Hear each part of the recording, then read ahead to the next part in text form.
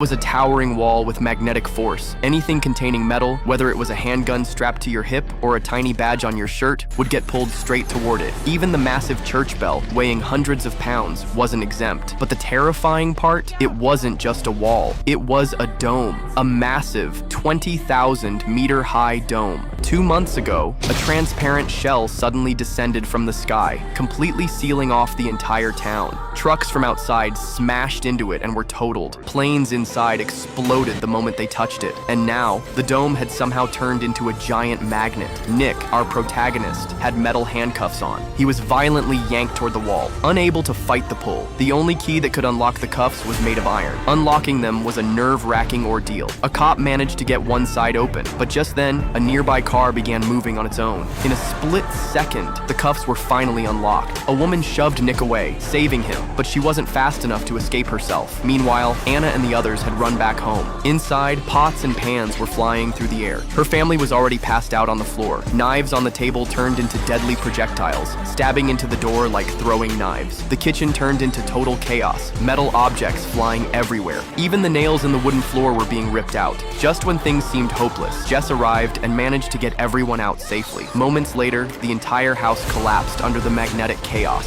They regrouped in the center of town and the only area still unaffected for now. But if the dome's magnetic pulses kept intensifying, the whole town would soon be destroyed. That's when scientist Lisa had an idea. They could create a counter-magnetic field to neutralize the dome's pulses. After prepping everything, they powered up the signal tower to generate the field. Everyone thought the crisis was nearly over, but suddenly, the dome flickered, pulsing ominously. People began collapsing under the pressure. Everyone around the tower fell unconscious. Everyone except Nick. Even he was at a loss for what to do. The town's mayor saw his son lying motionless and thought he was dead. Devastated, he walked up to the gallows, slipped the noose over his neck, and prepared to follow his son in death. Nick and his girlfriend arrived just in time, but the mayor wouldn't listen. He kicked the platform out from under himself. Just as he dropped, Nick's girlfriend slashed the rope, cutting him free. At that moment, the dome began stabilizing. It seemed their counter-magnetic field had worked.